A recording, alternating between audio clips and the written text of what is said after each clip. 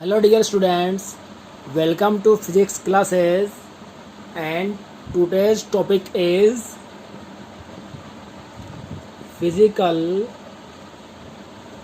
quantity.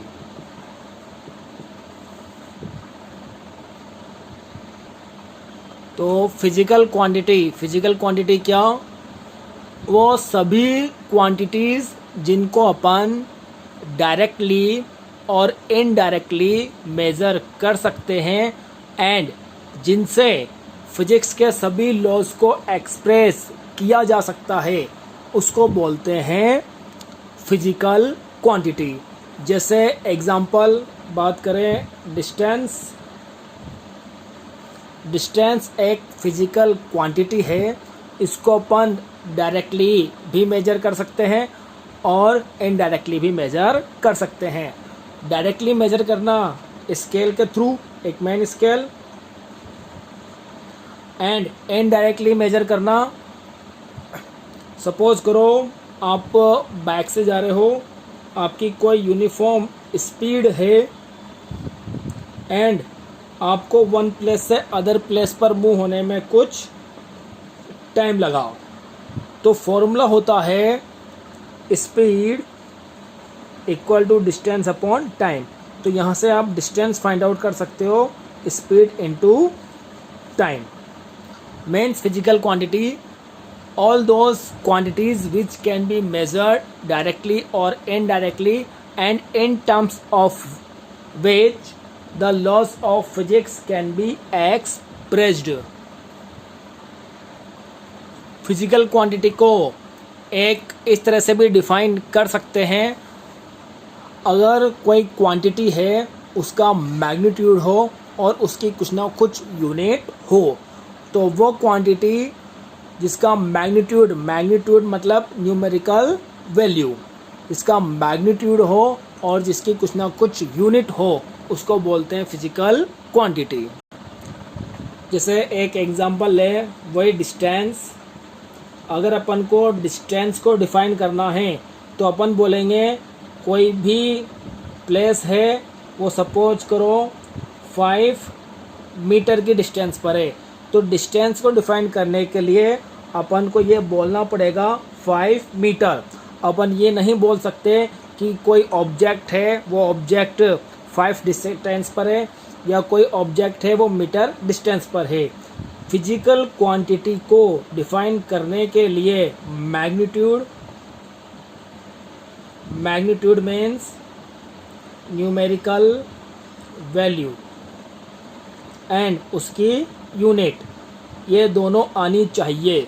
अगर कोई quantity है उसमें मैग्नीट्यूड यूनिट दोनों हैं तब तो वो फिजिकल क्वांटिटी होगी, अदरवाइज वो फिजिकल क्वांटिटी नहीं होगी.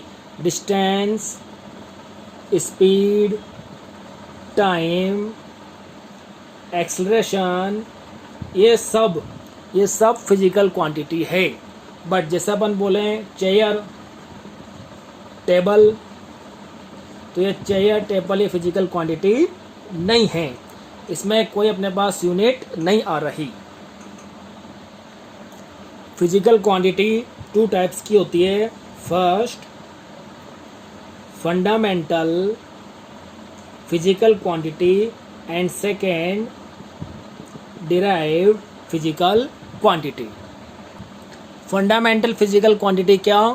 वो सभी फिजिकल क्वांटिटीज़ जो इंडिपेंडेंट है, जो किसी पर डिपेंड नहीं करती है और जिसको एक्सप्रेस करने के लिए अपन को अदर फिजिकल क्वांटिटी को यूज़ नहीं करना पड़ता, जो कंप्लीटली इंडिपेंडेंट है, वो होती है fundamental physical quantities. Total 7 types के फंडामेंटल फिजिकल क्वांटिटीज़ है. जो है 7 टाइप की फिजिकल क्वांटिटी में फर्स्ट है मास. मास क्या होता है? कोई भी ऑब्जेक्ट अपने अंदर कितना मटेरियल कंटेन करके रखता है, उस मटेरियल की क्वांटिटी को बोलते हैं mass. Second is length.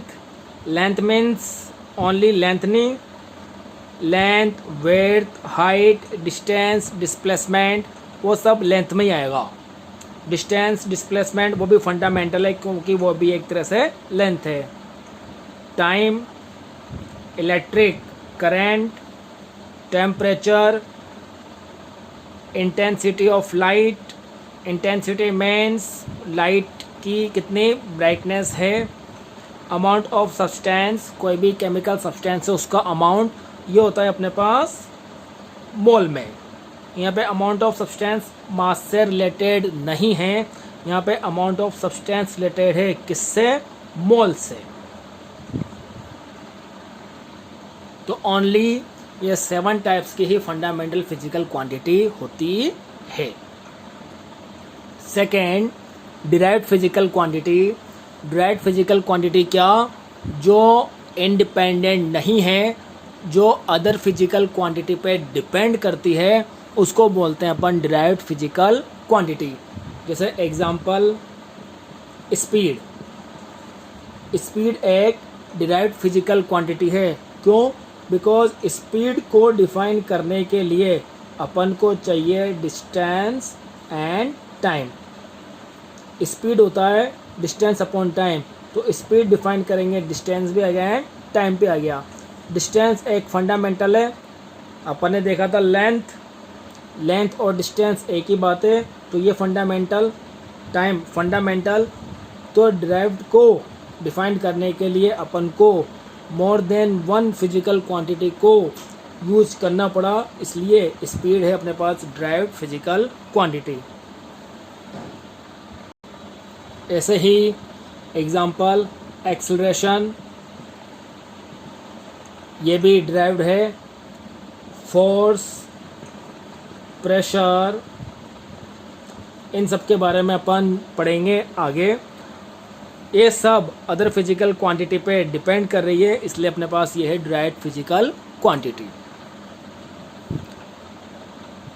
Next class में अपन पढ़ेंगे measuring process and physical unit. Thank you.